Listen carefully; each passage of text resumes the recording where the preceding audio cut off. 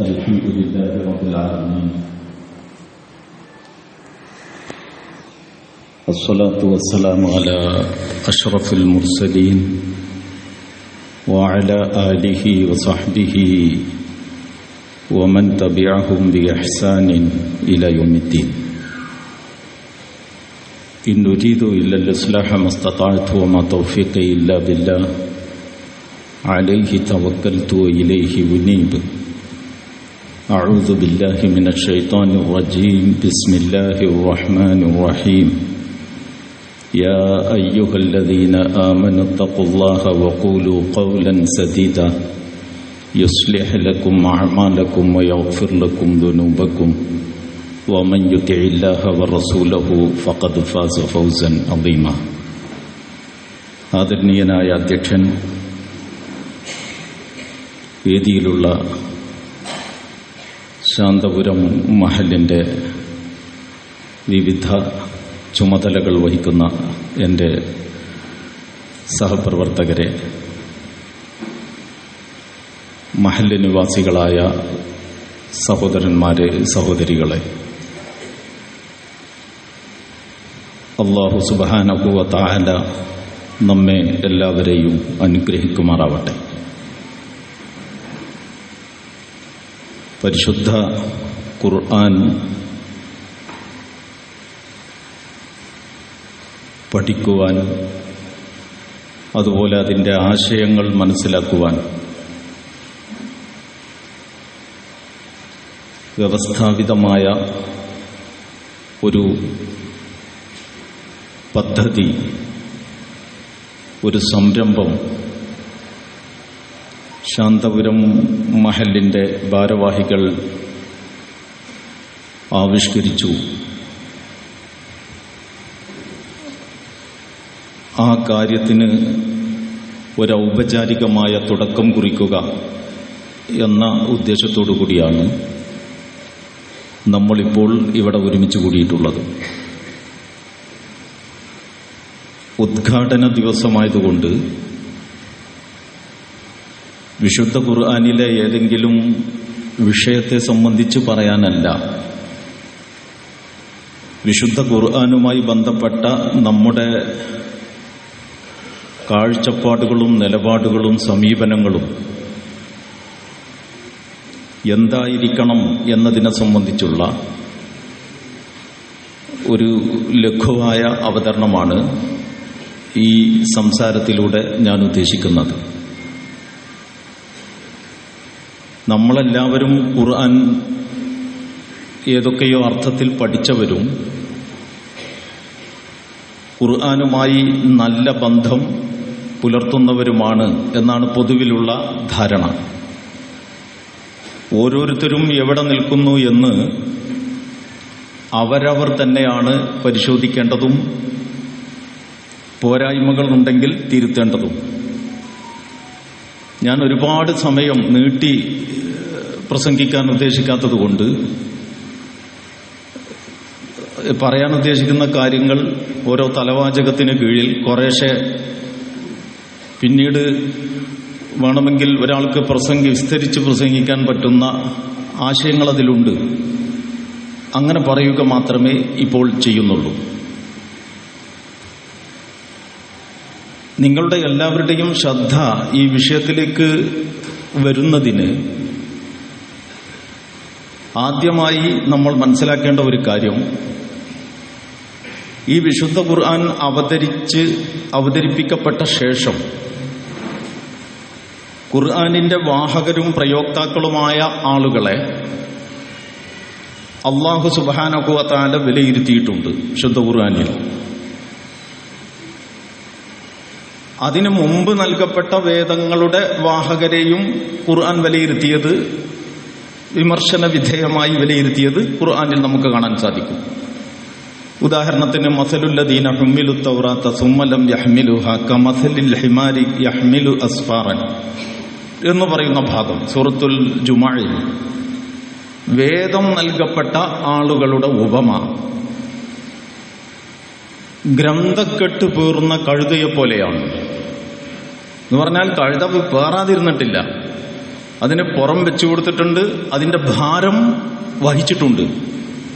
പക്ഷെ ആ ഗ്രന്ഥത്തിൽ എന്താണ് ഉള്ളത് എന്ന് ഗ്രന്ഥത്തിന്റെ ആശയം മനസ്സിലാക്കാൻ കഴുത ശ്രമിച്ചിട്ടില്ല. അപ്പൊ ഇതൊരു ആലങ്കാരികമായ ഈ പ്രയോഗത്തിൽ അതിന്റെ ഒരുപാട് ആശയങ്ങളുണ്ട്. അത് വിശകലനം ചെയ്യൽ ഇപ്പോൾ ഉദ്ദേശമല്ല. എന്ന് പറഞ്ഞ മാതിരി മുസ്ലിം ഉമ്മത്തിനെ ഈ ഗ്രന്ഥം ഏൽപ്പിച്ച ശേഷം ഉലൈകല്ലദീന അൻഅമല്ലാഹു അലൈഹിം മിനൻ നബിയ്യീന വമിൻ ദുർരിയ്യതി ആദമ വമിമ്മൻ ഹമൽനാ മഅ നൂഹിൻ വമിൻ ദുർരിയ്യതി ഇബ്രാഹീമ വഇസ്രായീൽ വമിമ്മൻ ഹദൈനാ വജ്തബൈനാ വഇദാ തുത്ല അലൈഹിം ആയാത്തുർ റഹ്മാനി ഖറു സുജ്ജദൻ വബുകിയ. അപ്പോ വേദം ഒരൊറ്റ ആയത്തിൽ വളരെ ചുരുക്കിയിട്ട് എവിടെന്ന് ആദം നബി അലൈഹി ഇസ്ലാം മുതൽ ഇങ്ങോട്ട് ദൈവിക വേദഗ്രന്ഥം കൈമാറി വന്ന ആ പരമ്പരയെ പറ്റി, ആദം നബി അലൈഹി സ്വലാം, പിന്നെ നൂഹ് നബിയോടൊപ്പം കപ്പലിൽ രക്ഷപ്പെട്ടവർ, പിന്നെ ഇബ്രാഹിം സന്തതികൾ, ഇബ്രാഹിം അതുപോലെ ഇസ്രായേൽ എന്ന് പറയുമ്പോൾ യാക്കൂബ് നബി അലൈഹി സ്വലാമിന്റെ ഇസാഖ് നബി അലൈഹി സ്വലാമിന്റെ ആ കുടുംബ പരമ്പരയിൽപ്പെട്ട പ്രവാചകന്മാർ, ബനു ഇസ്രായേൽ പ്രവാചകന്മാർ, ഇങ്ങനെ ഇതിന്റെ ഒക്കെ ധാരകളിലേക്ക് സൂചന നൽകിയ ശേഷം അവിടെ തന്നെ ഖുർആൻ ഒരു പ്രയോഗം കൂടി നടത്തി. വമിമ്മൻ ഹദൈനാ വജ്തബൈനാ, നമ്മളിൽ നിന്ന് സന്മാർഗം ലഭിച്ചവരും നാം സവിശേഷമായി തെരഞ്ഞെടുത്തവരും. ഈ സവിശേഷമായി തെരഞ്ഞെടുക്കുക, ഇജ്തബ എന്ന പ്രയോഗം നടത്തിയിട്ടുള്ളത് പ്രവാചകന്മാരെ ഒക്കെ പറഞ്ഞ ശേഷമാണ്. അപ്പൊ സൂറത്തുൽ ഹജ്ജിന്റെ അവസാന ഭാഗത്ത് ഹുവ ജ്തബാക്കും വമാ ജഅല അലൈക്കും ഫിദ്ദീനി മിൻ ഹറജ്, അവൻ നിങ്ങളെ നമ്മളെ പറ്റിയാണ്, വജാഹിദു ഫില്ലാഹി ഹഖ്ക ജിഹാദിഹി ഹുവ ജ്തബാക്കും, നിങ്ങൾ അള്ളാഹുവിന്റെ മാർഗത്തിൽ ജിഹാദ് ചെയ്യേണ്ട ക്രമപ്രകാരം ജിഹാദ് ചെയ്യണം. ഹുവ ജ്തബാക്കും, അവൻ നിങ്ങളെ സവിശേഷമായ ഒരു ദൗത്യത്തിന് വേണ്ടി തെരഞ്ഞെടുത്തിരിക്കുന്നു എന്ന് വിശുദ്ധ ഖുർആൻ വ്യക്തമാക്കുന്നുണ്ട്. അപ്പൊ വമിമ്മൻ ഹമൽനാ വമിമ്മൻ ഹദൈനാ വജ്തബൈനാ, നമ്മളിൽ നിന്ന് ഹിദായത്ത് ലഭിച്ച സവിശേഷം നാം തെരഞ്ഞെടുത്ത ആളുകൾ എന്ന് ഖുർആൻ പ്രയോഗിച്ചിട്ടുള്ളത് മുസ്ലിം ഉമ്മത്തിനെ കുറിച്ചാണ്. അപ്പൊ ഈ മുസ്ലിം ഉമ്മത്തിന് ഈ ഗ്രന്ഥം നൽകിയ ശേഷം ഈ മുസ്ലിം ഉമ്മത്ത് ഈ ഗ്രന്ഥത്തോട് എങ്ങനെയാണ് സമീപിച്ചത്? അത് അല്ലാഹു സുബ്ഹാനഹു വ തആല ഒന്ന് വിശകലനം ചെയ്തിട്ടുണ്ട്. വിശകലനം ചെയ്തുകൊണ്ട് അല്ലാഹു സുബ്ഹാനഹു വ തആല പറയുന്നത് ഇപ്രകാരമാണ്: സുമ്മ ഔറസന, നേരത്തെ പറഞ്ഞ ആയത്തിന്റെ ബാക്കിയല്ല ഇത്, വേറൊരു സ്ഥലത്താണ്. സുമ്മ ഔറസനൽ കിതാബല്ലദീന ഇസ്തഫൈനാ മിൻ ഇബാദിനാ, പിന്നീട് എന്ന് പറഞ്ഞാൽ ഒരുപാട് ആദം നബി മുതൽ ഇങ്ങോട്ട് പ്രവാചകന്മാര് മനുഷ്യ സമൂഹത്തിന്റെ ചരിത്രത്തിന്റെ വ്യത്യസ്ത ഘട്ടങ്ങളിൽ ഈ ദൈവിക ഗ്രന്ഥത്തിന്റെ കാമ്പ് അതെന്നും ഒന്നാണ്. വിശദാംശങ്ങളിലൊക്കെ വ്യത്യാസമുണ്ട്. ദീന് എന്നും ഒന്നാണ് എന്ന് പറയുന്നത് പോലെ. അപ്പൊ ഈ ദൈവിക ഗ്രന്ഥം പ്രവാചകന്മാരിലൂടെ തലമുറകൾക്കായി വ്യത്യസ്ത സന്ദർഭങ്ങളിൽ നൽകി അവതരിപ്പിച്ച് അവരെ പഠിപ്പിച്ചു. എന്നിട്ട് അത് പറയാണ് സുമ്മ ഔറസനൽ കിതാബല്ലദീന ഇസ്തഫൈനാ മിൻ ഇബാദിനാ, പിന്നീട് ഞാൻ ഈ ഗ്രന്ഥം എന്റെ ദാസന്മാരിൽ നിന്ന് സവിശേഷം തെരഞ്ഞെടുത്ത ഒരു കൂട്ടർക്ക് അനന്തരാവകാശമായി നൽകി. സുമ്മ ഔറസനൽ കിതാബല്ലദീന ഇസ്തഫൈനാ മിൻ ഇബാദിനാ, പിന്നീട് ഞാൻ എന്റെ ദാസന്മാരിൽ നിന്ന് സവിശേഷം തെരഞ്ഞെടുത്ത ഒരു കൂട്ടർക്ക് എന്നാണ് പ്രയോഗിച്ചത്. ആ കൂട്ടരാരാണ്? അത് മുസ്ലിം ഉമ്മത്താണ്. അപ്പൊ ഈ മുസ്ലിം ഉമ്മത്തിന് ഇത് അനന്തരമായി നൽകി എന്ന് പറഞ്ഞാൽ നമ്മളൊരു തറവാട്ട് സ്വത്താക്കാൻ നൽകി എന്നല്ല. ഒരു ഗ്രന്ഥം, ഖുർആൻ എന്ന് പറയുന്നത് 2 ചട്ടകൾക്കിടയിൽ കുറെ പേജാണ്. അപ്പൊ ഖുർആൻ സ്വന്തം നിലക്ക് പ്രവർത്തിക്കൂല. അപ്പൊ ഖുർആനിനൊരു വാഹകര് വേണം. ഖുർആനിനൊരു വാഹകര് വേണം. ആ വാഹകരായിട്ട് ഈ മുസ്ലിം ഉമ്മത്തിനെ ഞാൻ തെരഞ്ഞെടുത്തു എന്നാണ് അല്ലാഹു പറയുന്നത്. അപ്പൊ സുമ്മ ഔറസനൽ കിതാബല്ലദീന ഇസ്തഫൈനാ മിൻ ഇബാദിനാ ഫമിൻഹും വാലിമുൻ ലിനഫ്സി, അങ്ങനെ ഈ ഗ്രന്ഥം ഈ മുസ്ലിം ഉമ്മത്തിനെ ഏൽപ്പിച്ചിട്ട് എന്ത് സംഭവിച്ചു? അതാണ് അല്ലാഹു പറയുന്നത്. ഫമിൻഹും വാലിമുൻ ലിനഫ്സി, ആ കാര്യത്തിൽ അവരുടെ കൂട്ടത്തിൽ സ്വന്തത്തോട് അതിക്രമം ചെയ്ത ആളുകളുണ്ട്. വമിൻഹും മുഖ്തസിദുൻ, അവരുടെ കൂട്ടത്തിൽ അതിനോട് ഒരു മിതമായ സമീപനം സ്വീകരിച്ചവരുണ്ട്.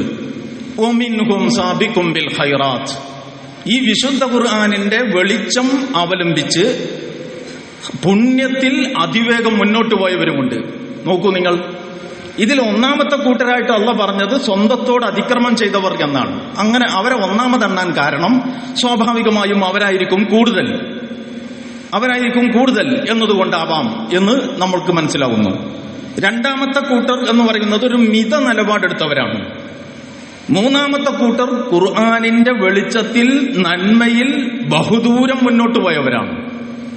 അപ്പൊ ഈ ഖുർആൻ ടോക്ക് ഉദ്ഘാടനം ചെയ്തുകൊണ്ടുള്ള ഈ സംസാരത്തിന്റെ ആദ്യത്തിൽ തന്നെ എനിക്ക് നിങ്ങളോടുള്ള ചോദ്യം എന്ന് പറഞ്ഞാൽ, നിങ്ങൾ ഓരോരുത്തരും സ്വന്തത്തോട് ചോദിക്കേണ്ടത്, ഈ പറഞ്ഞ വിഷയത്തിൽ ഈ മൂന്ന് കൂട്ടരുടെ കൂട്ടത്തിൽ ഞാൻ ഏതിലാണ് പെടാൻ സാധ്യത? എന്റെ ഖുർആനിനോടുള്ള ബന്ധം, എന്റെ പെരുമാറ്റം, എന്റെ സമീപനം, എന്റെ സ്വഭാവം എന്തൊക്കെയാണ് ഖുർആനുമായിട്ട് നമ്മൾ ബന്ധപ്പെടുമ്പോൾ ശ്രദ്ധിക്കേണ്ടതെന്ന് ഞാൻ തുടർന്ന് പറയാം കുറേശ്ശെ.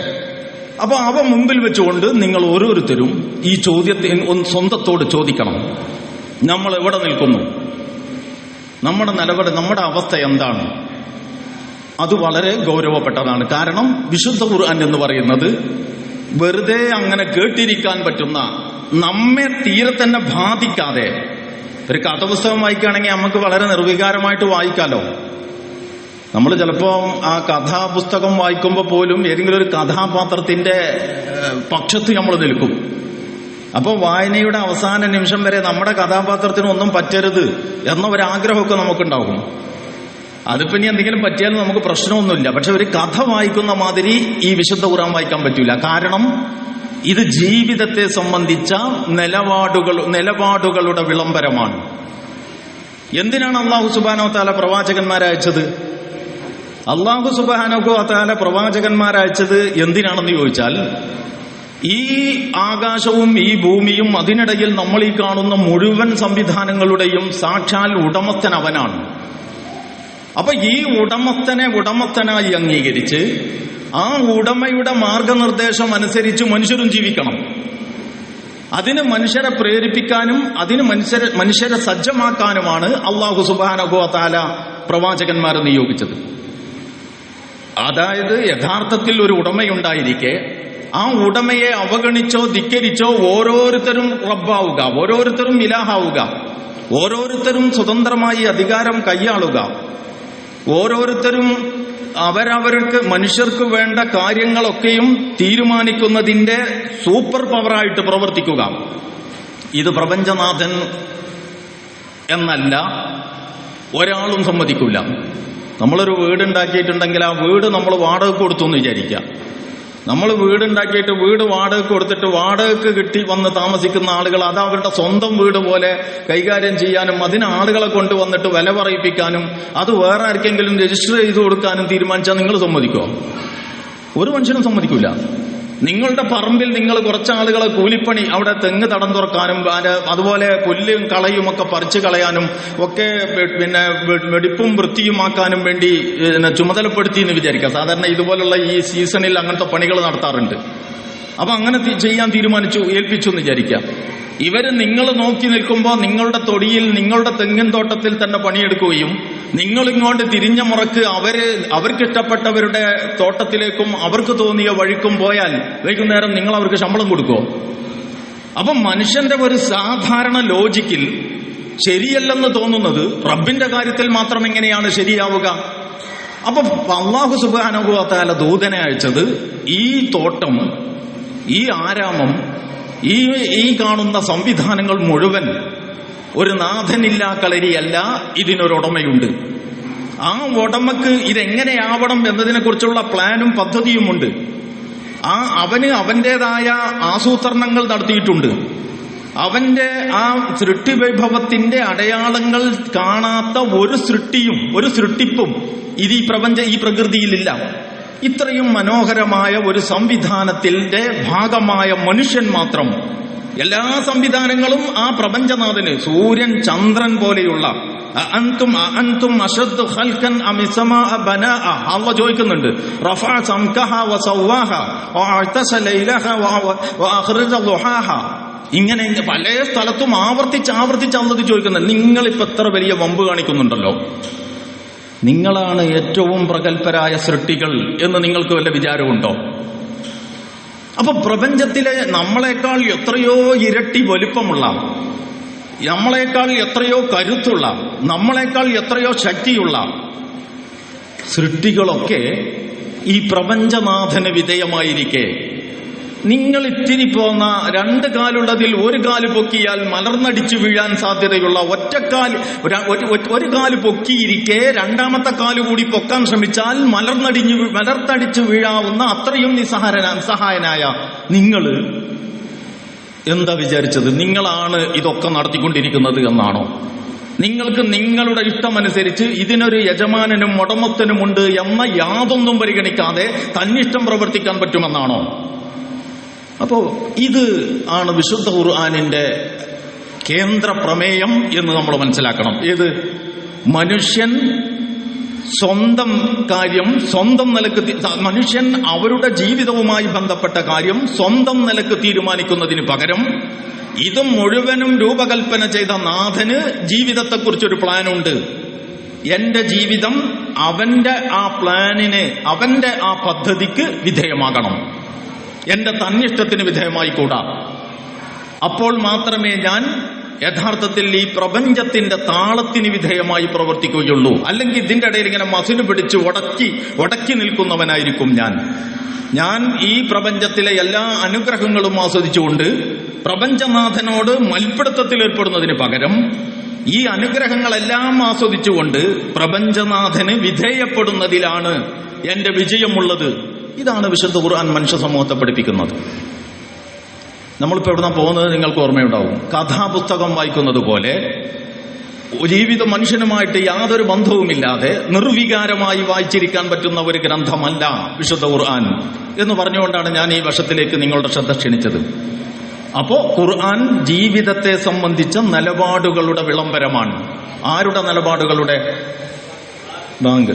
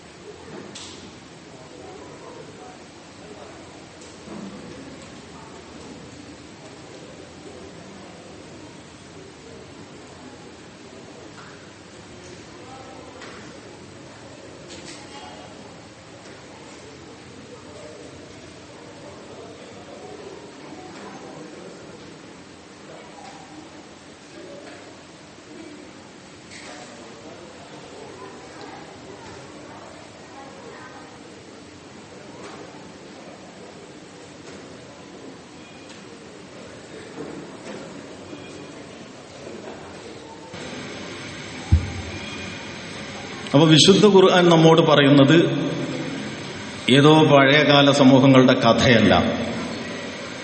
കഥകളൊക്കെ ഖുർആനിലുണ്ട്. പക്ഷെ ഖുർആൻ നമ്മോട് പറയുന്നത് ഭൂമിയിൽ മനുഷ്യന്റെ ജീവിതത്തെ സംബന്ധിച്ച കൃത്യമായ നിലപാടുകളാണ്.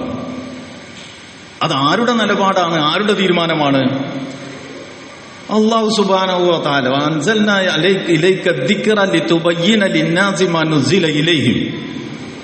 ഈ ഗ്രന്ഥം അള്ളാഹു പ്രവാചകന് അവതരിപ്പിച്ചു കൊടുത്തത് എന്താണ് അള്ളാഹു ഇറക്കിയത്, ജനങ്ങളിലേക്ക് ഇറക്കിയത് എന്ന് താങ്കൾ അവർക്ക് വിശദീകരിച്ചു കൊടുക്കാൻ വേണ്ടിയാണ്. അപ്പൊ ഇത് അള്ളാഹുവിന്റെ ഭാഗത്തു നിന്നുള്ള ദൈവികമായ നിലപാടുകളുടെ, ജീവിതത്തെ സംബന്ധിച്ച ദൈവികമായ നിലപാടുകളുടെ വിളംബരമാണ് ഇത് വിശുദ്ധ ഖുർആൻ.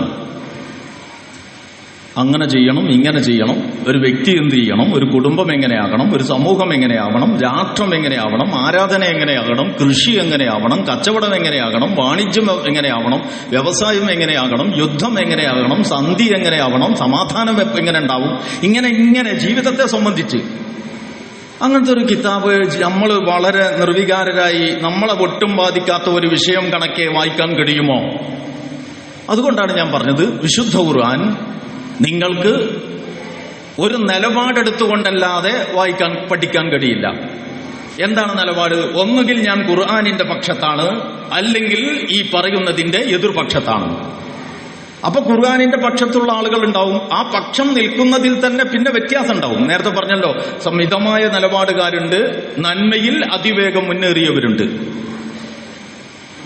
അതേസമയം ബഹുഭൂരിപക്ഷം ആളുകളും ഇത് കേട്ടു നോക്കുമ്പോൾ ഇതിപ്പോ നമ്മളെയും കൊണ്ടേ പോകും, ഇതിനൊന്നും നിന്നുകൊടുക്കാൻ പറ്റൂല, ഒക്കെ പണ്ട് 6-ാം നൂറ്റാണ്ടിലോ 7-ാം നൂറ്റാണ്ടിലോ ഒക്കെ ആണെങ്കിൽ കൊള്ളാം. ഈ ആധുനിക കാലത്ത് പല ജാതി വിഷയങ്ങളും പല ഗവേഷണങ്ങളും ശാസ്ത്രീയമായ പുരോഗതികളും കണ്ടെത്തലുകളും നാൾക്ക് നാൾ നമ്മുടെ മുമ്പിൽ വന്നുകൊണ്ടിരിക്കുന്ന ഈ ശാസ്ത്രീയ യുഗത്തിൽ ഇമാതിരി ഒരു പിന്തിരിപ്പൻ ഗ്രന്ഥം അങ്ങനെ ഒരു നിലപാടുണ്ടാവാം.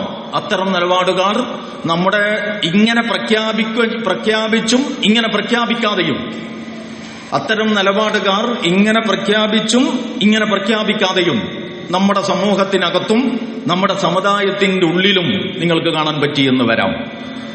അപ്പൊ ഖുർആൻ എന്ന് പറയുന്നത് ജീവിതത്തെ സംബന്ധിച്ച ദൈവികമായ നിലപാടുകളുടെ വിളംബരമാണ് എന്നതാണ് ഞാനിപ്പോ ഈ സന്ദർഭത്തിൽ ഇത്രയും പറഞ്ഞുകൊണ്ട് നിങ്ങളുടെ മുമ്പിൽ വെച്ച കാര്യം. ഇനി നമുക്ക് അങ്ങനെ ദൈവികമായ നിലപാടുകളുടെ വിളംബരമായ ഈ ഗ്രന്ഥത്തെ എങ്ങനെയൊക്കെ സമീപിക്കണമെന്നാണ് ഖുർആൻ നമ്മോട് ആവശ്യപ്പെടുന്നത്. കുറേശ്ശെ കാര്യം അതേ സംബന്ധിച്ച് പറയാം. അതിലൊന്നാമത്തെ കാര്യം, വിശുദ്ധ ഖുർആൻ ദിവസേന പാരായണം ചെയ്യണം എന്നുള്ളതാണ്. റമളാൻ മാസത്തിൽ പൊടി തട്ടി പുറത്തെടുത്തിട്ട് ഒരു ഖത്തം തീർക്കൽ പോരാ, ദിനേന ഖുർആൻ പാരായണം ചെയ്തുകൊണ്ടിരിക്കണം. ദിനേന ഖുർആൻ പാരായണം ചെയ്യുക എന്ന് പറഞ്ഞാൽ സ്ത്രീകളും പുരുഷന്മാരും. അപ്പോ സ്ത്രീകളിപ്പോ അശുദ്ധിയുടെ സമയമാണെങ്കിൽ, ഞാൻ ഈ പറയുന്നത് നിങ്ങൾ മനസ്സിലാക്കണം, ഖുർആൻ പഠിക്കുന്നതിനെ പറ്റിയല്ല. എന്റെ പോയിന്റ് ഇതാണ്, ഖുർആൻ കേവല ഖുർആനിന്റെ പാരായണം തന്നെ ഒരു ഇബാദത്താണ്. അങ്ങനെ പറഞ്ഞാലേ അത് മനസ്സിലാവുള്ളൂ. ഇന്നല്ലദീന യത്ലൂന കിതാബല്ലാഹി വഅഖാമുസ്സലാത്ത് وأنفقوا مما رزقناهم سرا وعلانية يرجون تجارة لن تبور. അപ്പോ അവിടെ അല്ലാഹു സുബ്ഹാനഹു വ തആല ഇന്നല്ലദീന യത്ലൂന കിതാബല്ലാഹ്, അല്ലാഹുവിന്റെ ഈ ഗ്രന്ഥം പാരായണം ചെയ്യുന്നവർ, വഅഖാമുസ്സലാ, നമസ്കാരം നിലനിർത്തുന്നവർ. അപ്പൊ ഒരു കാര്യം ഉറപ്പായി, എന്ത്? ഈ ഓത്ത് എന്ന് പറഞ്ഞത് നിസ്കാരത്തിലെ ഓത്തല്ല. നിസ്കാരത്തിലെ ഓത്താണെങ്കിൽ അത് പിന്നെ പറയുന്നുണ്ട്. അപ്പൊ ഗ്രന്ഥം പാരായണം ചെയ്യുന്നവർ, നമസ്കാരം നിലനിർത്തുന്നവർ, അള്ളാഹു നൽകിയതിൽ നിന്ന് രഹസ്യമായും പരസ്യമായും ചെലവഴിക്കുന്നവർ, അവർ ഇൻവെസ്റ്റ് ചെയ്യുന്നത്, അവർ നിക്ഷേപമെടുക്കുന്നത് ഒരിക്കലും നഷ്ടം വരാത്ത ബിസിനസ്സിലാണ്. യർജൂന തിജാറത്തൻ ലൻ തബൂർ എന്ന് അല്ലാഹു സുബ്ഹാനഹു വ തആല പറയുന്നു. അപ്പൊ വിശുദ്ധ ഖുർആൻ ഓതുക എന്നത് ഒരു ആരാധനയാണ്, ഒരു ഇബാദത്താണ്. അതിനർത്ഥം അറിയണോ? എന്റെ അഭിപ്രായം, ആ ഇബാദത്തായ പാരായണത്തിന് അർത്ഥമറിയണമെന്നില്ല.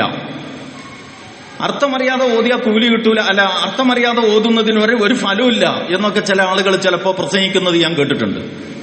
അതിനെക്കുറിച്ച് എന്റെ അഭിപ്രായം, അർത്ഥമറിയാതെ ഓതുന്നതിൽ ഒരു കാര്യമില്ല എന്ന് നമ്മളൊരു അർത്ഥമറിയാത്ത അറബി അറിയാത്ത കുറെ ആളുകൾ ഇരിക്കുന്ന ഒരു സദസ്സിൽ പ്രസംഗിച്ചാൽ, ആ പ്രസംഗം കഴിഞ്ഞ് പിരിഞ്ഞു പോകുമ്പോ യുദ്ധകാലാടിസ്ഥാനത്തിൽ ഖുർആനിന്റെ അർത്ഥം പഠിക്കണമല്ലോ എന്ന് കരുതി ആളുകൾ ഇറങ്ങിപ്പുറപ്പെടാനല്ല സാധ്യത എന്നാണ് എന്റെ അഭിപ്രായം. പിന്നെയോ, അർത്ഥം അറിയാതെ ഓതിയിട്ട് കാര്യമില്ലെങ്കിൽ എന്നാ പിന്നെ പോട്ടെ എന്ന് നിലക്കുള്ള ഓത്തും കൂടി നിന്നു പോകും. നേരെ മറിച്ച് അർത്ഥറിയാതെ ആളുകൾ ഇത് ഓതി എന്ന് വിചാരിക്കാം. അങ്ങനെ കുറെ ഓതുമ്പോ അർത്ഥം പഠിക്കാനുള്ള ഒരു ബന്ധം, ആ പാരായണം ഒരു പഠനത്തിലേക്ക് വികസിക്കും. അതുമാത്രമല്ല പ്രശ്നം. അല്ലാഹു സുബ്ഹാനഹു വ തആല, അല്ലാഹുവിന്റെ റസൂൽ സല്ലല്ലാഹു അലൈഹി വസല്ലം വലാ തഖൂലു അലിഫ് ലാം മീം ഹർഫുൻ എന്ന് പ്രയോഗിക്കുന്നുണ്ട് ഒരു ഹദീസിന്റെ ഇടയിൽ. സമയം ചുരുക്കാൻ വേണ്ടി ഞാൻ അതിന്റെ വിശദാംശം വിടുകയാണ്. അലിഫ് ലാം മീം ഒരു ഹർഫാണ് എന്ന് നിങ്ങൾ പറയരുത്. ഖുർആൻ ഓതുമ്പോ അലിഫ് ലാം മീം എന്നുണ്ടല്ലോ, ഈ ഓലെ പല സൂറത്തിന്റെയും, സൂറത്തുൽ ബഖറയുടെ മുമ്പ് തന്നെ ഉണ്ട്. അതിനെപ്പറ്റി അള്ളാന്റെ റസൂൽ പറയാണ്, അത് ഒരൊറ്റ ഹർഫാണെന്ന് നിങ്ങൾ പറയരുത്. അത് അലിഫ് ഹർഫുൻ വലാമു ഹർഫുൻ വമീമു ഹർഫുൻ. ഇവിടെ എന്താ ഞാൻ ഇപ്പൊ എന്തിനാ അത് ഉദ്ധരിച്ചതെന്ന് ചോദിച്ചാൽ, ഈ ഖുർആനിൽ ഒരുപാട് വാക്കുകളുണ്ടല്ലോ, എന്തിനാ ഇപ്പൊ അള്ളാന്റെ റസൂൽ അലിഫ് ലാം മീം എന്നത് തന്നെ എടുത്തത്? അലിഫ് ലാം മീം എന്നതിന്റെ യഥാർത്ഥ അർത്ഥം എന്താന്ന് ആർക്കും അറിയില്ല. ആർക്കും അറിയില്ല എന്ന് പറഞ്ഞാൽ അന്നത്തെ സഹാബിമാര് അല്ല അറബികൾ ചോദിച്ചിട്ടുമില്ല, അള്ളാന്റെ റസൂൽ വിശദീകരിച്ചിട്ടുമില്ല. ബാക്കി മുഫസ്സിറുകൾ പറഞ്ഞതൊക്കെ അവരുടെ അഭിപ്രായമാണ്. നമ്മളിവിടെ ഡോക്ടറുടെ പേര് എഴുതി വെച്ചിട്ട് അതിന്റെ അടിയിൽ BSc MBBS എന്നോ അങ്ങനെയൊക്കെ എഴുതി വെക്കുമല്ലോ. നമ്മൾ ഏതെങ്കിലും ഹോസ്പിറ്റലിൽ പോകുമ്പോൾ നമ്മളെ കുട്ടികൾ അല്ല എന്താണ് ഈ ആൽഫബറ്റിക് ലെറ്റർ ഇങ്ങനെ ക്രമം തെറ്റി എഴുതിയിരിക്കണത് നിങ്ങളോട് കുട്ടികൾ ചോദിച്ചിട്ടുണ്ടോ? ഇന്ന് വരെ ചോദിച്ചിട്ടില്ലല്ലോ. അത് ഓൾക്ക് മനസ്സിലായി, കാരണം അത് സാർവത്രികാണ്. ഇതേമാതിരി അറബികൾക്ക് അലിഫ് ലാം മീം ഖാഫ് നൂൻ സീൻ ഖാഫ് ഹാ ഇങ്ങനെ ഈ പ്രയോഗങ്ങൾ അറബികൾക്ക് എന്തോ മനസ്സിലായി. അതുകൊണ്ട് അവർ പ്രത്യേകം ചോദിച്ചില്ല, അതുകൊണ്ട് റസൂല് പ്രത്യേകം പറഞ്ഞില്ല, അതുകൊണ്ട് നമുക്ക് അതിന്റെ അർത്ഥം എന്താണെന്നറിയില്ല. അപ്പൊ എന്താണ് കൃത്യമായ അർത്ഥം എന്ന് അറിയാത്ത ഒരു വാചകം എടുത്തിട്ടാണ് റസൂലുള്ള പറയണത്. അത് നിങ്ങൾ ഉച്ചരിക്കുമ്പോ ഓരോ അർഫിനും 10 കൂലി, അലിഫ് ലാം മീം എന്നതിന് 30 പ്രതിഫലം. അപ്പൊ അതുകൊണ്ട് ഖുർആൻ അർത്ഥം അറിയാതെ ഓതിയാലും അത് പുണ്യമാണ്. ഇത് ഖുർആൻ പാരായണം ചെയ്യുക എന്നത് സ്വന്തം നിലക്കൊരു ഇബാദത്താണ്. ഞാൻ ഈ സദസ്സിലെ എന്റെ ശബ്ദം കേൾക്കുന്ന എല്ലാവരോടും പറയുന്നു, പതിവായി ഖുർആൻ പാരായണം ചെയ്യണം. പതിവായി ഖുർആൻ പാരായണം ചെയ്യണം. അങ്ങനെ പാരായണം ചെയ്യുമ്പോൾ ഒളു ഉണ്ടാവലാണ് ഉത്തമം. കാരണം ഒളു എന്ന് പറയുന്നത് ശാരീരികമായ ശുദ്ധി എന്നതിനേക്കാളേറെ മാനസികമായ ശുദ്ധിയും കൂടിയാണ്. ഒന്നുമില്ലാതെ മുസാഫ് തൊടാൻ പറ്റൂല എന്ന് പറയുന്ന അഭിപ്രായങ്ങളുണ്ട്. അതിന് മുൻഗണന കൊടുത്തുകൊണ്ടല്ല ഞാൻ ഈ പറയുന്നത്. സഹോദരിമാര്, അശുദ്ധിയുടെ സമയത്ത് ഒരു ഇബാദത്ത് എന്ന നിലക്ക് ഞാൻ ഈ പറഞ്ഞ പാരായണം നടത്തേണ്ടതില്ല എന്നാണ് എന്റെ അഭിപ്രായം. അതേസമയം അവര് പതിവായി ഓതുന്ന ആയത്തുൽ കുർസിയോ അല്ലെങ്കിൽ ആമന റസൂൽ അല്ലെങ്കിൽ സൂറത്തുൽ ഇഖ്ലാസ് അല്ലെങ്കിൽ അതുപോലെ മുഅവ്വദത്തൈനി ഇങ്ങനെ മനഃപ്പാടമുള്ളതും പതിവായി ഉറങ്ങുന്ന സമയത്തോ അല്ലാതെയോ ഒക്കെ ഓതിക്കൊണ്ടിരിക്കുന്നതുമായ ഭാഗങ്ങൾ അവർക്ക് ഓതാവുന്നതാണ്. മുസാഫ് ഗ്രന്ഥം കയ്യിലെടുത്ത് ഒരു ഇബാദത്ത് എന്ന നിലക്ക് ഉള്ള പാരായണം അശുദ്ധിയുടെ സമയത്ത് വേണ്ടതില്ല എന്നാണ് എന്റെ അഭിപ്രായം. ബാക്കി എല്ലാ ആളുകളും ദിവസേന ഖുർആൻ പാരായണം ചെയ്യുന്നവരാകണം. കാരണം ഖുർആൻ കേവല പാരായണം എന്നത് തന്നെ ഒരു ഇബാദത്താണ്. അത് അപ്പോ ഒന്നാമത്തെ പോയിന്റ് ഇതാണ്, നമ്മൾ ദിനേന ഖുർആൻ ഓതണം. ആ ദിനേന ഖുർആൻ ഓതുമ്പോ ഈ തത്തമ്മ ചീട്ടെടുക്കണ മാതിരി മുസാഫ് തുറന്നിട്ട് എവിടെയെങ്കിലും നോക്കി ഓതുന്നതിനേക്കാൾ നല്ലത് ഇത് ആദ്യം മുതൽ അവസാനം വരെ പൂർവാപര ബന്ധമുള്ള ഒരു ഗ്രന്ഥമാണ്. അടയാളം വെച്ച് ഓതണം എന്ന് പറഞ്ഞാൽ ഒരു 1.5 കൊല്ലത്തിന്റെ ഉള്ളിലെങ്കിലും ഖുർആനിലൂടെ നമ്മളൊന്നങ്ങനെ കയറിയിറങ്ങിപ്പോകത്തക്ക വിധം അടയാളം വെച്ച് പതിവായി ഖുർആൻ പാരായണം ചെയ്യണം. അതാണ് ഈ സദസ്സിനോട് എനിക്ക് ഒന്നാമതായിട്ട് പറയാനുള്ളത്. ഖുർആൻ ടോക്ക് ഉദ്ഘാടനം ചെയ്തുകൊണ്ട് അതിന് പിന്നെ വേറെ കുറെ ചർച്ചകളുണ്ട്, അതിലേക്ക് ഇപ്പൊ ഞാൻ പോകുന്നില്ല. രണ്ടാമത്തെ കാര്യം, ഈ പാരായണം ചെയ്യുന്ന ആളുകൾ വേണ്ടത്ര അറബി ഭാഷ അതുപോലെ ഇതിന്റെ മഖ്റജ് ഉച്ചാരണം ഇതൊന്നും വേണ്ടത്ര ഇല്ലാത്ത ആളുകളായിരിക്കും. അപ്പൊ നമ്മളിങ്ങനെ ഈ പൊളിഞ്ഞ കട്ടറോട്ടിലൂടെ ഓട്ടോറിക്ഷ പോണ മാതിരിയായിരിക്കും നമ്മളെ ഓത്ത് ഒരു പക്ഷേ.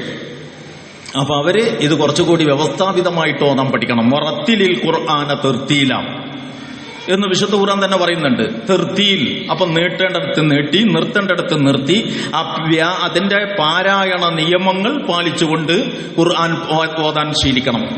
അപ്പൊ തീരെ ഖുർആൻ ഓതൽ ശീലമില്ലാത്ത ആളുകൾ ഖുർആൻ ഓത്ത് തുടങ്ങണം. ഖുർആൻ ഓതിക്കൊണ്ടിരിക്കുന്നവർ അത് പാരായണ നിയമമനുസരിച്ചാക്കാൻ പരമാവധി പ്രയത്നിക്കണം. കാരണം അല്ലാഹു സുബ്ഹാനഹു വ തആല തർത്തീലായിട്ട് ഖുർആൻ ഓതണം എന്ന് നമ്മോട് നിർദ്ദേശിച്ചിട്ടുള്ളതാണ്. മൂന്നാമത്തെ കാര്യം, വിശുദ്ധ ഖുർആൻ എന്ന് പറയുന്നത് നേരത്തെ പറഞ്ഞു ദൈവികമായ ഒരു ഗ്രന്ഥമാണ്. അപ്പൊ ഖുർആൻ പാരായണം ചെയ്യുന്നിടത്ത് നിശബ്ദത പാലിക്കണം, ശ്രദ്ധിച്ചു കേൾക്കണം. നമ്മൾ സാധാരണ ഇപ്പം ഇന്നിവിടെ ഞാൻ വന്നു കയറിയപ്പോഴും ഇവിടെ ഒരു ഖുർആൻ ഇട്ടിട്ടാണ് നമ്മളെല്ലാവരും വർത്തമാനം പറയുന്നത്. ഇത് നമ്മുടെ സ്ഥിരം പരിപാടിയാണ്. അതിനെക്കുറിച്ച് എൻ്റെ അഭിപ്രായം, ഈ ആളുകൾ സംസാരിക്കുന്നിടത്ത് ഇങ്ങനെ ഖുർആൻ കേൾപ്പിക്കാൻ, പാരായണം ചെയ്യാൻ സംവിധാനമുണ്ടാക്കുന്നവർ അതിന് ഉത്തരവാദികളായിരിക്കും റബ്ബിന്റെ മുമ്പിൽ എന്നാണ് എന്റെ അഭിപ്രായം. അത് ഞാൻ എന്റെ അഭിപ്രായം പറയല്ല. വഇദാ ഖുരിഅൽ ഖുർആനു ഫസ്തമിഉ ലഹു വഅൻസിതു ലഅല്ലകും തുർഹമൂൻ. ഖുർആൻ പാരായണം ചെയ്യപ്പെടുമ്പോൾ നിങ്ങൾ നിശബ്ദത പാലിക്കണം, ശ്രദ്ധിച്ചു കേൾക്കണം. രണ്ടും അല്ലാഹു പറഞ്ഞിട്ടുണ്ട്. ശ്രദ്ധിച്ച് കേൾക്കണം, നിശബ്ദത പാലിക്കണം. പിന്നെ എങ്ങനെ നമ്മൾ സംസാരിക്കാം?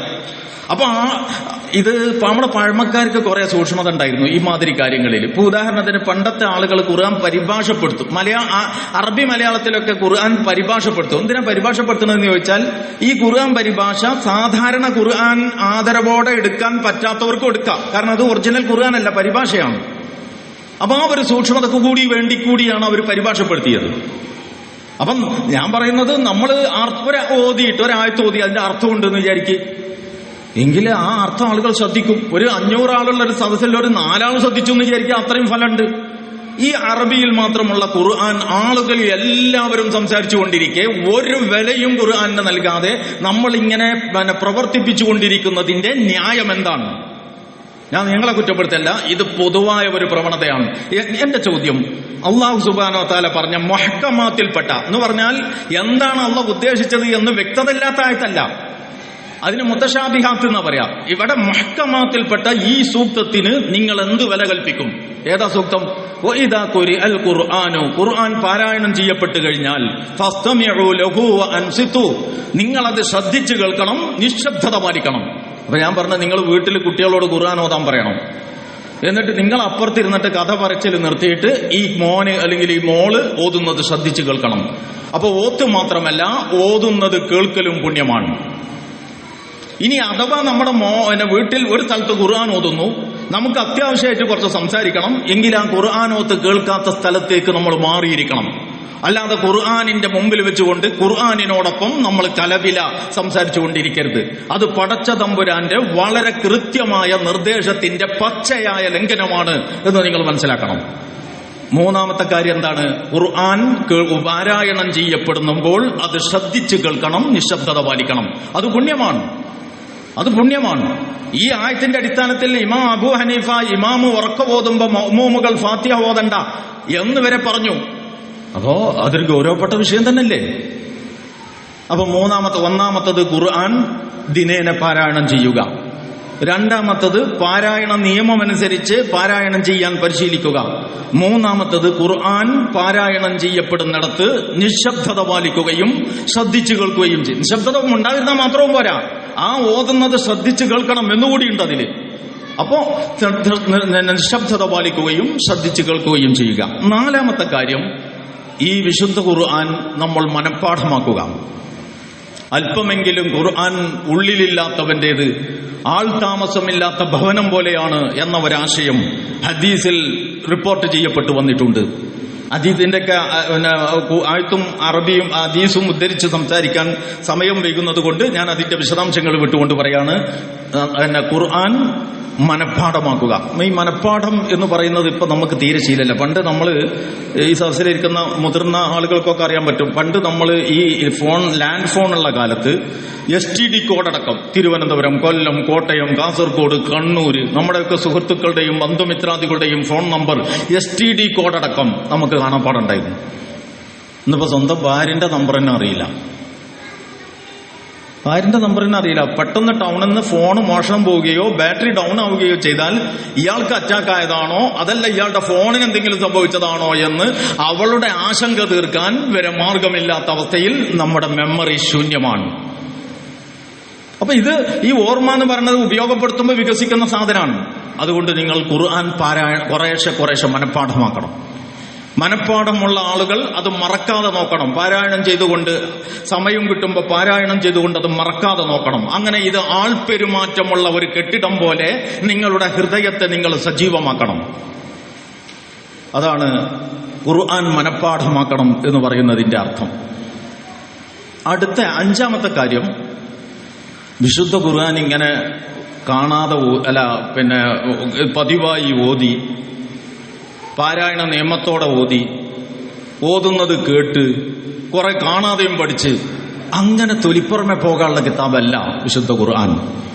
വിശുദ്ധ ഖുർആൻ നേരത്തെ തുടക്കത്തിൽ ഞാൻ പറഞ്ഞതുപോലെ മനുഷ്യന്റെ ജീവിതത്തെ സംബന്ധിച്ച ദൈവികമായ നിലപാടുകളുടെ വിളംബരമാണ്. അപ്പൊ നമ്മൾ ഈ ജീവിക്കുന്ന ഭൂമിയിൽ നമുക്ക് വായു നൽകിയ, നമുക്ക് വെള്ളം നൽകിയ, നമുക്ക് മറ്റെല്ലാ സംവിധാനങ്ങളും ഒരുക്കി തന്ന നാഥൻ നമ്മുടെ ജീവിത വിജയത്തിന്റെ അസ്ഥിവാരമായ ഒരു കാര്യം ഒരു ഗ്രന്ഥരൂപത്തിൽ നൽകിയിട്ട് അതിലുള്ളതെന്ത് എന്നറിയാൻ ഒരു ശ്രമവും നടത്തിയില്ലെങ്കിൽ നമ്മളെക്കാളും വലിയ ധിക്കാരി ആരാണ്? പഴയ കാലത്തെ ഉദാഹരണം പറഞ്ഞാൽ, നമ്മുടെ ഭർത്താവ് ഈ ചില ഗൾഫിൽ നിന്ന് ഈ സ്ത്രീകൾ എഴുത്തും വായനയും അറിയാത്ത കാലത്ത് പിന്നെ ഗൾഫിൽ നിന്ന് കത്ത് വന്നാൽ ഇത് വായിച്ചു കൊടുക്കാൻ അടുത്ത വീട്ടിൽ കൊണ്ടുപോകും. ഞാനൊക്കെ എൻ്റെ അയൽവാസിയായ പല സ്ത്രീകളുടെയും പിന്നെ മുതിർന്ന സ്ത്രീകൾ നമ്മൾ 8ലും 9ലും 7ലും ഒക്കെ പഠിക്കണ കാലത്ത് അപ്പോൾ ഇത് വായിച്ചു കൊടുക്കാൻ നമ്മളെടുത്ത് കൊണ്ടുവരും. വായിക്കാൻ മാത്രമല്ല പിന്നെ അവർക്ക് അതിന് മറുപടി എഴുതാനും ഇല്ലെങ്കിലും ആയിട്ട് നമ്മളെടുത്ത് വരും. ആ അനുഭവമുള്ള ആളുകൾ ഒരുപക്ഷെ ഈ സാഹചര്യത്തിലുണ്ടാവും കുറെ കൊല്ലം മുമ്പ്.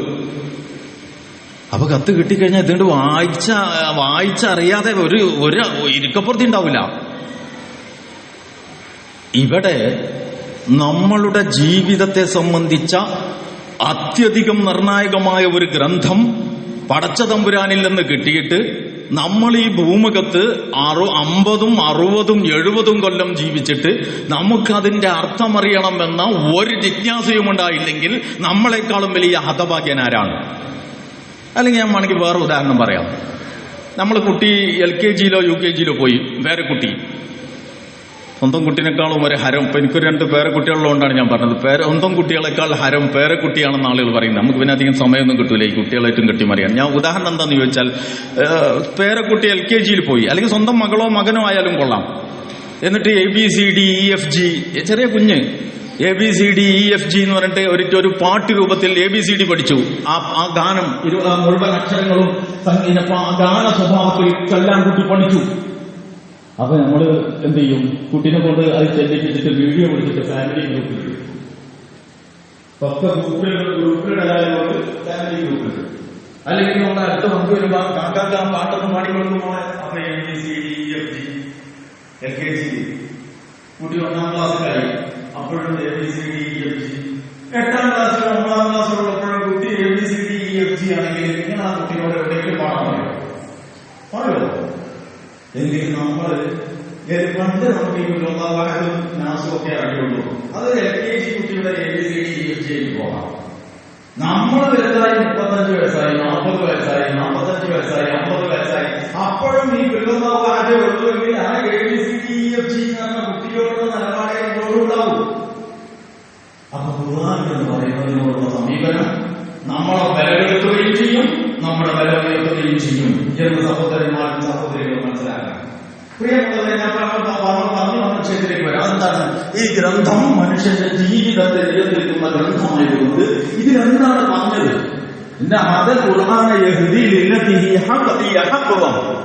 ഇത് മനുഷ്യനെ ഏറ്റവും ചൊവ്വായ ഒരു ജീവിതത്തിലേക്ക് വഴി നടത്തുന്ന ഗ്രന്ഥമാണ്. ആ ഗ്രന്ഥത്തിൽ എന്താണ് പറഞ്ഞത്? അത് പഠിക്കണം. അതുകൊണ്ട് നേരത്തെ ഞാൻ പറഞ്ഞ വ്യവസ്ഥാപിതമായി ഖുർആൻ പാരായണം ചെയ്യുന്നവരും ഖുർആൻ പഠിക്കാൻ വേറെ ഒരു ഷെഡ്യൂൾ ഉണ്ടാക്കണം. വളരെ വ്യക്തമായിട്ട് ഞാൻ പറയുന്നു, പാരായണം പഠനത്തിന് പകരമോ പഠനം പാരായണത്തിന് പകരമോ അല്ല. പഠനം ഒരു പഠനം ചിലപ്പോൾ അല്പക്കരയായിരിക്കും, പക്ഷെ പാരായണം അതിന്റെ തുടക്കം മുതൽ ഒടുക്കം വരെ വേറെ നടക്കണം. ആകെ 10-15 മിനിറ്റ് ചെലവാക്കിയാൽ ഒരു 3-4 പേജ് ഓതാൻ പറ്റും. ഇത്രേ ഉള്ളൂ. നമ്മളുടെ മനസ്സിൽ ഇതിന് എത്ര പ്രാധാന്യം കൊടുക്കുന്നു എന്നതനുസരിച്ചാണ്. അല്ലാതെ ഇതിന് വേറെ വലിയ സമയത്തിന്റെ പ്രശ്നമൊന്നുമില്ല. ഏത് തിരക്കുള്ള ഒരാളും ഒരു ദിവസം ഒരു 3 പേജ് മിനിമം, 3ന് വലിയ അടിസ്ഥാനമൊന്നുമില്ല, ഞാൻ ഒരു മീഡിയം സൈസ് ഒറ്റ സംഖ്യ പറഞ്ഞതാണ്. 3 പേജ് ഒരു ദിവസം ഓതാൻ തീരുമാനിച്ചാൽ ഒരു പ്രയാസവുമില്ല.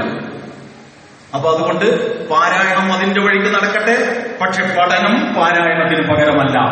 ഇപ്പൊ ഞാൻ പറയുന്നത് ഖുർആനിന്റെ അർത്ഥം മനസ്സിലാക്കാൻ ശ്രമിക്കണം. ഒരു ഭാഗം മുതൽ കുറേശ്ശെ വിശുദ്ധ ഖുർആനിന്റെ അർത്ഥം മനസ്സിലാക്കാൻ ശ്രമിക്കണം. നമ്മളുടെ മുൻഗാമികളെ പോലെയല്ല എന്ന് നിങ്ങൾ ഓർക്കണം.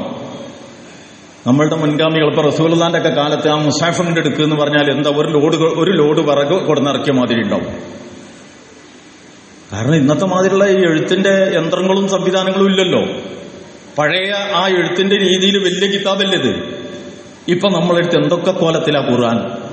നമ്മളൊക്കെ ഈ കൊണ്ടു നടക്കുന്ന ഈ മൊബൈൽ ഫോണിൽ എത്ര പിന്നെ ഒരു മുസാഫിന്റെ എത്ര ട്രാൻസ്ലേഷനും എത്ര അറിയപ്പെട്ട കാരികളുടെ ഖിറാഅത്തുമുണ്ട് നമ്മളുടെ സ്വന്തം കയ്യിൽ. അപ്പൊ എന്നോടൊരു സുഹൃത്ത് ചോദിച്ചു, ഞാൻ ഇങ്ങനെ ഇതേമാതിരി ഒരു വേദിയിൽ പ്രസംഗിച്ചു കഴിഞ്ഞപ്പോ അന്വേഷണത്തിനൊരു അവസരം കൊടുത്തപ്പോ, ഇവിടെ അവസരമൊന്നുമില്ല വേറെ പറയണം, അന്വേഷണത്തിനൊരു അവസരം കൊടുത്തപ്പോ എന്നോടൊരു സുഹൃത്ത് ചോദിച്ചു, അല്ല അങ്ങനത്തെ മൊബൈൽ ഫോണുമായിട്ട് ലാറ്ററിൽ പോകാൻ പറ്റുമോ ബാത്റൂമിൽ? അപ്പൊ ഞാൻ അയാളോട് തിരിച്ചു ചോദിച്ചു, അല്ല ഹാഫിളിന് മൂത്രമൊഴിക്കാൻ പറ്റുമോ? മൊത്തം ഖുർആൻ ഹിഫ്ളാക്കിയാൽ പിന്നെ അയാൾക്ക് മൂത്രിക്കാനും കഷ്ടിക്കാനും പറ്റൂല എന്ന് പറയാൻ പറ്റുമോ?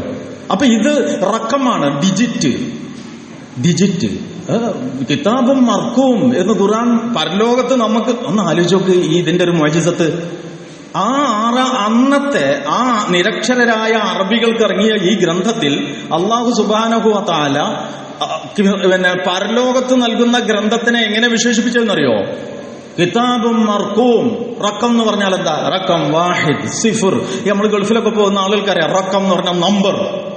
അപ്പൊ കിതാബും മർക്കും ഡിജിറ്റൽ ബുക്ക് എന്ന് പറഞ്ഞാൽ നമ്മുടെ ആഖിറത്തിൽ വിചാരണയ്ക്ക് വേണ്ടി ഡിജിറ്റൽ ബുക്ക് തയ്യാറാക്കിക്കൊണ്ടിരിക്കുന്നു എന്നാണ് അല്ലാഹു പറയുന്നത്. അതിന്റെ ഇടയിൽ ഞാൻ പറഞ്ഞതാണ്, ഞാൻ പറഞ്ഞതിലേക്ക് എന്നെ വരികയാണ്. അതെന്താണ്?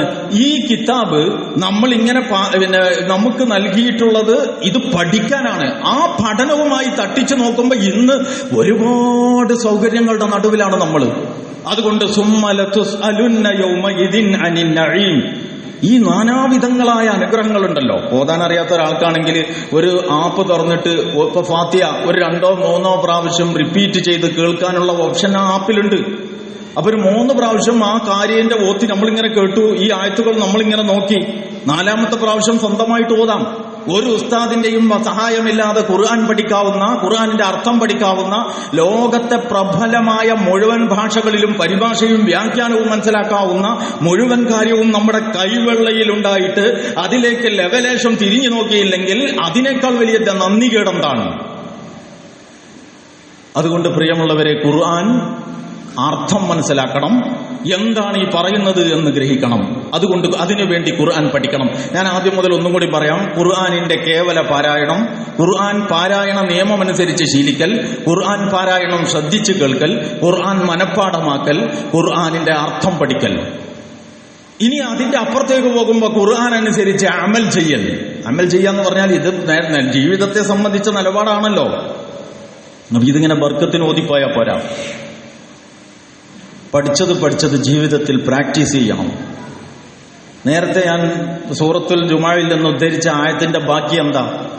മസലുല്ലദീന ഹുമ്മിലുത് തൗറാത്ത സുമ്മ ലം യഹ്മിലുഹാ കമസലിൽ ഹിമാർ എന്ന് പറയുന്നതിന്റെ മസലിൽ ഹിമാരി യഹ്മിലു അസ്ഫാറൻ ബിഇസ മസലുൽ ഖൗമില്ലദീന കദ്ദബൂ ബിആയാത്തില്ലാഹ്. അങ്ങനെയാണ് അല്ലാഹു പറഞ്ഞത്. ഗ്രന്ഥക്കെട്ടുകൾ പേറുന്ന കഴുതയെപ്പോലെയാണ് അവരുടെ ഉപമ എന്ന് പറഞ്ഞിട്ട് ദൈവിക വചനങ്ങളെ കള്ളമാക്കിയവരുടെ ഉപമ എത്ര മോശം. വേദക്കാര് ദൈവിക വചനങ്ങളെ കളവാക്കിയിട്ടുണ്ടോ? ഇല്ല. അവര് ദൈവിക വചനാന്ന് മനസ്സിലാക്കിയ ആളുകൾ തന്നെയാണ്. പുരോഹിതന്മാര് അതിൽ പല പ്രക്രിയയും നടത്തിയെങ്കിലും സാമാന്യ ജനം കളവാക്കിയവരല്ല. പിന്നെന്താ ഇങ്ങനെ ഈ പറഞ്ഞതിന്റെ അർത്ഥം? അതായത് അള്ളാഹു ഒരു ഗ്രന്ഥം നൽകിയിട്ട് ആ ഗ്രന്ഥത്തിലെ ആശയം മനസ്സിലാക്കി അതനുസരിച്ച് പ്രവർത്തിക്കാൻ സന്നദ്ധമല്ലാത്തവർ അതിനെ നിരാകരിച്ചവരെ പോലെയാണ്. അവർ പിന്നെ അതിൽ വിശ്വസിച്ചു എന്ന് പറഞ്ഞാൽ ഒരു അർത്ഥമില്ല. അവരതിനെ നിഷേധിച്ചവരെ പോലെയാണ്. നിങ്ങളിപ്പോ വീട്ടില് പിന്നെ നിങ്ങളെ മോളെ വിളിച്ചിട്ട് അല്ലെങ്കിൽ മോനെ വിളിച്ചിട്ട്, മോനെ ഇങ്ങോട്ട് വാ, നമ്മളെങ്കിൽ നമ്മൾ പിന്നെ പുറത്ത് വന്നിട്ട് നമ്മൾ വണ്ടി അകത്തേക്ക് കയറ്റാൻ വേണ്ടി ഗേറ്റിന്റെ അടുത്ത് നമ്മൾ ഹോൺ അടിക്കുകയാണ്. നിങ്ങളുടെ ഭാര്യയും നിങ്ങളുടെ മക്കളും ഈ ഹോണ് കേട്ടിട്ട്, അല്ലെങ്കിൽ നിങ്ങളുടെ ഇണ ഭാര്യയാണ് പറഞ്ഞെങ്കിൽ തിരിച്ചും, ഞാനിത് സ്ത്രീ അങ്ങനെയല്ല ഉദ്ദേശിക്കുന്നത്, നിങ്ങളുടെ ഇണ നിങ്ങളുടെ ഈ ഹോൺ കേട്ടിട്ടുണ്ട്, അകത്തെന്തോ തിരക്കിലല്ല, എന്നിട്ടും ഗേറ്റ് തുറക്കുന്നില്ലെങ്കിൽ നിങ്ങൾക്ക് എന്താ തോന്നുക? നിങ്ങൾ അവർക്ക് എന്തെങ്കിലും സ്വീറ്റ്സോ എന്തെങ്കിലും ഗിഫ്റ്റോ കൊടുക്കാൻ ഉദ്ദേശിച്ചിട്ടുണ്ടെങ്കിൽ തൽക്കാലം അത് വണ്ടിയിൽ തന്നെ കിടക്കട്ടെ. കൊടുക്കൂല. നമ്മൾ വിളിച്ചാൽ, നമ്മളുടെ ഒരു വിളിച്ചാൽ അതിന് ഉത്തരം തരുന്നില്ലെങ്കിൽ, ചോദിച്ചാൽ മറുപടി ഇല്ലെങ്കിൽ, കണ്ടിട്ട് പരിഗണിക്കുന്നില്ലെങ്കിൽ നമുക്ക് ഇഷ്ടപ്പെടില്ല. വളരെ വളരെ ദുർബലനായ നമ്മളെപ്പോലെ ദൗർബല്യങ്ങളുടെ പര്യായമായ ഒരു മനുഷ്യന്റെ കാര്യത്തിൽ ഒരു സമീപനം ഇങ്ങനെ ഉണ്ടാകുമ്പോഴേക്ക് അതൃപ്തി ഉണ്ടാകുന്നുവെങ്കിൽ റഹ്മാനായ റബ്ബിനെ സംബന്ധിച്ചിടത്തോളം നമ്മൾ ആരാണ്? അവൻ ഇത്രയും വിസ്തരിച്ച ഒരു ഗ്രന്ഥം നൽകിയിട്ട് ആ ഗ്രന്ഥത്തിലുള്ളത് എന്താണെന്ന് നമുക്ക് മനസ്സിലാവുകയും ചെയ്തിട്ട് അതവിടെ അലമാറയിൽ ഇരിക്കട്ടെ, റബ്ബ് അവിടെ ഇരുന്ന് പറയട്ടെ എന്നാണ് നമ്മുടെ നിലപാടെങ്കിൽ നമ്മൾ എന്തിനു പറ്റും? അപ്പൊ അതുകൊണ്ട് അതിലൊരുപാട് സംഭവങ്ങൾ പറയേണ്ടതായിട്ടുണ്ട്. ഞാനിപ്പോ ഈ സംസാരത്തിൽ അവസാനിപ്പിക്കുകയാണ്, അതിന്റെ വിശദാംശങ്ങളിലേക്ക് പോകാതെ. അപ്പൊ ഖുർആൻ ജീവിതത്തിൽ പകർത്താനുള്ള പ്രയത്നത്തിൽ ഗൗരവപൂർവ്വം ഏർപ്പെടണം. അത് വളരെ വലിയ ഒരുപാട് വിശകലനങ്ങൾ ആവശ്യമുള്ളൊരു ടൈറ്റിലാണ്, ഖുർആനും നമ്മുടെ ജീവിതവും എന്നത്. അവിടെ ഇരിക്കട്ടെ, ഇപ്പൊ ഞാൻ അതിലേക്ക് കടക്കുന്നില്ല. നിങ്ങൾക്ക് ഖുർആൻ ടോക്കിൽ പല വിഷയങ്ങളും പലർക്കും കൊടുക്കുന്ന കൂട്ടത്തിൽ ഇത്തരം വിഷയങ്ങൾ കൊടുത്തുകൊണ്ട് അതിന്റെ ഉള്ളിലേക്ക് ഇറങ്ങാൻ അള്ളാഹു തൗഫീഖ് ചെയ്യുമാറാവട്ടെ. അപ്പോ പിന്നെ അടുത്ത വിഷയം, ഈ വിശുദ്ധ ഖുർആനിനെ സംബന്ധിച്ച് ഇവിടെ ആ വിശുദ്ധ ഖുർആൻ എന്ന് പറഞ്ഞത് കടല് പോലെയാണ്. കടലെങ്ങനെ? എത്ര കണ്ടാലും മതി വരാത്തതാണ് കടല്. കടലിൽ നമ്മൾ മുതിർന്നവർ പോയിട്ട് എന്ത് ചെയ്യും? ഏതെങ്കിലും ഉണങ്ങിയ മണല്, ഉണങ്ങിയ നല്ലൊരു ഒതുങ്ങിയ സ്ഥലത്ത് നമ്മൾ ഇരുന്നിട്ട് കടലൊക്കെ കണ്ട് വർത്താനം പറഞ്ഞിരിക്കും, ഭാര്യയും ഭർത്താവോ അല്ലെങ്കിൽ ആരാണോ അവര്. നമ്മുടെ കുട്ടികൾ മണൽപ്പരപ്പിലൂടെ ഓടി നടക്കും. ലേശം മുതിർന്ന കുട്ടികൾ ഈ തിരമാലകളോട് മത്സരിച്ച് തിരമാല അങ്ങോട്ട് പോകുമ്പോൾ ഇറങ്ങിപ്പോകുമ്പോൾ ഇവർ അങ്ങോട്ട് ചെല്ലും, തിരമാല തിരിച്ചു വരുമ്പോൾ ഇവർ കയറി ഓടും, അങ്ങനെ കുസൃതി കളിക്കും. അപ്പൊ കാണാം അപ്പുറത്ത് തോണിയിൽ ഇതിന്റെ മേലെ അങ്ങനെ മത്സ്യബന്ധനത്തിന് വേണ്ടി ആളുകൾ പോകും. നേരെ മറിച്ച് കുറച്ചും കൂടി ആഴക്കടലിലേക്ക് പോകുമ്പോ മുങ്ങൽ വിദഗ്ധർ കടലിന്റെ ഉള്ളിലേക്ക് ആഴിയിലേക്ക് ഊളിയിട്ടിറങ്ങി മത്സ്യങ്ങൾ മാത്രമല്ല പവിഴങ്ങളും മുത്തുകളും കണ്ടെത്തും. വിശുദ്ധ ഖുർആൻ ഇതുപോലെയാണ്. അതിങ്ങനെ അതിന്റെ ആ തീരത്ത് ഇങ്ങനെ ഇരുന്നിട്ട് ആസ്വദിക്കാം. അതിന്റെ മുകൾ പരപ്പിലൂടെ അർത്ഥമൊന്നും അറിയാതെ അങ്ങനെ സഞ്ചരിക്കാം. അതിൽ നിന്ന് കുറേശ്ശെ പ്രയോജനപ്പെടുത്താം. ആ വിശുദ്ധ ഖുർആനിന്റെ ആഴങ്ങളിലേക്ക് ഇറങ്ങി വിജ്ഞാനത്തിന്റെ മണിമുത്തുകൾ കണ്ടെത്താം. അഫലാ യതദബ്ബറൂനൽ ഖുർആൻ അം അലാ ഖുലൂബിൻ അഖ്ഫാലുഹാ എന്ന അല്ലാഹുവിന്റെ ഒരു ചോദ്യമുണ്ട്, ഖുർആനിൽ ചിന്തിക്കൽ. അപ്പൊ ആറാമത്തെ കാര്യം വിശുദ്ധ ഖുർആനിലെ ചിന്തിക്കുക എന്നുള്ളതാണ്. ഖുർആനിൽ ചിന്തിക്കാന്ന് പറഞ്ഞത് ഈ വാട്സപ്പ് യൂണിവേഴ്സിറ്റിയിൽ നിന്ന് ഒരായത്തിന് 2:136 എന്ന് പഠിച്ചിട്ട് ഗവേഷണം നടത്തുന്നതിനെ കുറിച്ചല്ല. വിശുദ്ധ ഖുർആൻ സൂറത്തുൽ ഫാത്തിഹ മുതൽ സൂറത്തുൻ നാസ് വരെ പരസ്പര ബന്ധിതമാണ് എന്ന് മനസ്സിലാക്കണം. അതായത് ഓരോ അധ്യായവും തൊട്ടടുത്ത അധ്യായവുമായി അപ്പുറവും ഇപ്പുറവുമുള്ള അധ്യായവുമായി ബന്ധമുണ്ട്. ഓരോ ആയത്തും അതിന്റെ അപ്പുറവും ഇപ്പുറവുമുള്ള ആയത്ത് തമ്മിലും ബന്ധമുണ്ട്. അള്ളാന്റെ ക്രമീകരണമാണ് ഈ ഓർഡർ. ആ ഓർഡറിൽ ഒരുപാട് യുക്തിയുണ്ട്. അപ്പോ അങ്ങനത്തെ ഒരു ഗ്രന്ഥത്തിലെ ഏതോ ഒരു ആയത്തെടുത്തിട്ട് അപ്പോൾ ഒരു വിവരമില്ലാത്തവൻ വിധി പറയുന്നതിനെ കുറിച്ചല്ല ഖുർആനിൽ ചിന്ത എന്ന് ഞാൻ പറഞ്ഞത്. അതിന്റെ ഭാഷ അറിയുന്ന, അതിന്റെ ഉസൂലുകൾ അറിയുന്ന, അതിന്റെ ഉലൂമുകൾ മനസ്സിലാക്കിയ പണ്ഡിതന്മാർ ഖുർആനിൽ ചിന്തിക്കട്ടെ. അതുകൊണ്ട് അഫലാ യതദബ്ബറൂനൽ ഖുർആൻ, നിങ്ങൾ ഖുർആനിൽ ചിന്തിക്കുന്നില്ലേ? അം അലാ ഖുലൂബിൻ അഖ്ഫാലുഹാ, അതല്ല നിങ്ങളുടെ ഹൃദയങ്ങൾക്ക് പൂട്ടുവീണോ എന്ന് അല്ലാഹു സുബ്ഹാനഹു വ തആല ചോദിക്കുന്നുണ്ട്. അപ്പോ ഖുർആനിൽ ചിന്ത എന്ന് പറയുന്ന ഒരു ഡ്യൂട്ടി മുസ്ലിം ഉമ്മത്തിനെ അല്ലാഹു ഏൽപ്പിച്ചിട്ടുണ്ട്. അതിനർഹരായവർ, അതിന് യോഗ്യതയുള്ളവർ അതിന് തയ്യാറാവട്ടെ. അതിന് യോഗ്യതയുള്ളവർ ഒരു സമൂഹത്തിൽ ഇല്ലെങ്കിൽ നമ്മളുടെ കൂട്ടത്തിലെ ഏറ്റവും ബുദ്ധിയുള്ള മക്കളെ ഖുർആൻ പഠനത്തിന് നൽകിക്കൊണ്ട് ഈ ഒരു ആഹ്വാനം എന്നാൽ പുലരാൻ ശ്രമിക്കാൻ പറ്റുമോ എന്ന് നോക്കേണ്ടത് നമ്മുടെ ബാധ്യതയാണ്. അൽജാമിയെ പോലെയുള്ള നമ്മുടെ കലാലയങ്ങളുടെ അടുത്ത് നിന്നിട്ട് അതിന്റെ മറ്റു കാര്യങ്ങളിലേക്ക് ഇപ്പോൾ കൂടുതൽ പറയേണ്ട ആവശ്യമില്ല, നിങ്ങളതൊക്കെ മനസ്സിലാക്കിയിരിക്കും എന്ന് ഞാൻ വിചാരിക്കുന്നു. അവസാനം ആ ഇനത്തിൽപ്പെട്ട ഒരു കാര്യം, ഈ ഖുർആന്റെ നേരെ എന്തൊക്കെ വിമർശനങ്ങളാണ്. ഖുർആന്റെ ഉള്ളടക്കത്തിനെതിരാണ് ഈ വിമർശനങ്ങളൊക്കെ. അപ്പോ അത്രയും വിമർശനങ്ങൾ ഈ ഗ്രന്ഥത്തിന് നേരെ വരുമ്പോ ഈ വിമർശനങ്ങളെ പ്രതിരോധിക്കാനുള്ള ബാധ്യത നമുക്കുണ്ട്. വജാഹിദുഹും ബിഹി ജിഹാദൻ കബീറ, ഈ ഗ്രന്ഥം കൊണ്ട് നിങ്ങൾ ഏറ്റവും പ്രബലമായ ഏറ്റവും വലിയ ജിഹാദ് നടത്തണം എന്നുള്ള പറയുന്നുണ്ട്. എന്ന് പറഞ്ഞാൽ ഖുർആനിന്റെ ആശയങ്ങളെ ശരിയായി പ്രതിനിധീകരിക്കുക, ഖുർആനിക ആശയങ്ങളെ തെറ്റിദ്ധരിപ്പിക്കാനും വക്രീകരിക്കാനും ഭീഷണി അത് വെച്ച് ആളുകളെ പേടിപ്പിക്കാനും നടത്തുന്ന ശ്രമങ്ങളെ ഉചിതമായ രീതിയിൽ പ്രതിരോധിക്കുക. ഇത് മുസ്ലിം ഉമ്മത്തിന്റെ ബാധ്യതയാണ്. ഇത്രയും ചുമതല വിശുദ്ധ ഖുർആനുമായി ബന്ധപ്പെട്ട് നമുക്കുണ്ട് എന്ന് നന്ന് ചുരുങ്ങിയത് നമ്മളിപ്പോൾ മനസ്സിലാക്കണം. ഖുർആനിന്റെ പതിവായ പാരായണ നിയമമനുസരിച്ച് പാരായണം ചെയ്യൽ, ഖുർആൻ പാരായണം നിശബ്ദമായി ശ്രദ്ധിച്ചു കേൾക്കൽ, ഖുർആൻ മനഃപ്പാഠമാക്കൽ, ഖുർആൻ അനുസരിച്ച് ഖുർആൻ പഠിക്കൽ, ഖുർആൻ അനുസരിച്ച് ജീവിതം ചിട്ടപ്പെടുത്തൽ, ഖുർആനിക ആശയങ്ങളിൽ ഗവേഷണം നടത്തി വിജ്ഞാനത്തിന്റെ എന്താണ് ഇന്നത്തെ ഈ കാലഘട്ടത്തിന് അനിവാര്യമായ ഖുർആനിക ആശയങ്ങളെ ഉരുത്തിരിച്ചെടുക്കൽ അഥവാ ഗവേഷണവും ചിന്തയും, അതുപോലെ തന്നെ ഖുർആനിനെ തെറ്റിദ്ധാരണകൾ നീക്കാൻ വേണ്ടിയുള്ള പ്രതിരോധ പ്രവർത്തനങ്ങൾ. ഇത്രയും ശ്രമങ്ങളിലേക്ക് വിശുദ്ധ ഖുർആൻ നമ്മെ വഴി നടത്തുന്ന നാനാവിധങ്ങളായ പ്രയോജനങ്ങൾ ഉണ്ടാക്കുന്ന ഒരു സംരംഭമായിട്ട് ഈ ഖുർആൻ ടോക്ക് ഉൽപ്പാദിപ്പിച്ചു വിടുന്ന ചിന്തകൾ ഫലിക്കുമാറാവട്ടെ, അതിനുള്ള കരുത്ത് നാഥൻ നിങ്ങൾക്കെല്ലാവർക്കും നൽകുമാറാവട്ടെ എന്ന് നിങ്ങളോടൊപ്പം പ്രാർത്ഥിച്ചുകൊണ്ട് സർവശക്തനായ നാഥന്റെ നാമത്തിൽ ബിസ്മില്ലാഹിർ റഹ്മാനിർ റഹീം എന്നുച്ചരിച്ചുകൊണ്ട് ഈ ശാന്തപുരം മഹലിന്റെ ഖുർആൻ ടോക്ക് എന്ന് പറയുന്ന ഈ പരിപാടി ഔപചാരികമായി ഉദ്ഘാടനം ചെയ്തതായി അറിയിച്ചുകൊണ്ട് ഞാൻ എന്റെ വാക്കുകൾ ഉപസംഹരിക്കുന്നു. റഹ്മാനായ റബ്ബ് ഈ ഖുർആൻ നമുക്ക് അനുകൂലമായി സാക്ഷി നിൽക്കുന്ന ഭാഗ്യവാന്മാരുടെ നമ്മെ ഉൾപ്പെടുത്തുമാറാകട്ടെ. ഖുർആനെതിരായ സാക്ഷി പറയുന്ന ദൗർഭാഗ്യവാന്മാരിൽ നിന്ന് നാഥ ഞങ്ങളെ എല്ലാവരെയും നീ കാത്തുരക്ഷിക്കണേ തമ്പുരാനെ. നമ്മുടെ ഈ വഴി വെട്ടിത്തെളിയിച്ച് ഇസ്ലാമിനെയും ഇസ്ലാമിക പ്രസ്ഥാനത്തെയും നമുക്ക് അടുത്തറിയാൻ അവസരം നൽകി ഇസ്ലാമികമായ ഒരു സംസ്കാരത്തോടെ ഒന്നിച്ചു ജീവിക്കാനുള്ള സാഹചര്യം ഒരുക്കി നമ്മെയൊക്കെ ഇവിടെ ഈ നിലക്ക് എത്തിച്ച നമ്മുടെ മുൻഗാമികളായ കുറെ ആളുകളുണ്ട്. സർവശക്തനായ റബ്ബേ, അവർക്കൊക്കെയും നീ അർഹിക്കുന്നതിലധികം പ്രതിഫലം നൽകി അവരെ അനുഗ്രഹിക്കണേ തമ്പുരാനെ. ഞങ്ങളുടെ മാതാപിതാക്കൾ, ഞങ്ങളുടെ കുട്ടികൾ, ഞങ്ങളുടെ ഇണകൾ, ഞങ്ങളുടെ സഹോദരങ്ങൾ, ഞങ്ങളുടെ സുഹൃത്തുക്കൾ, പ്രവാസി സഹോദരങ്ങൾ, ദൂരങ്ങളിൽ പോയി പഠിക്കുന്ന മക്കൾ, അങ്ങനെ ഞങ്ങളെ എല്ലാവരെയും നീ അനുഗ്രഹിക്കണേ തമ്പുരാനെ. اللهم ربنا آتنا في الدنيا حسنة وفي الآخرة حسنة وقنا عذاب النار. اللهم صل وسلم وبارك على محمد وعلى آله وصحبه أجمعين وآخر دعوانا الحمد لله رب العالمين. السلام عليكم ورحمة الله وبركاته.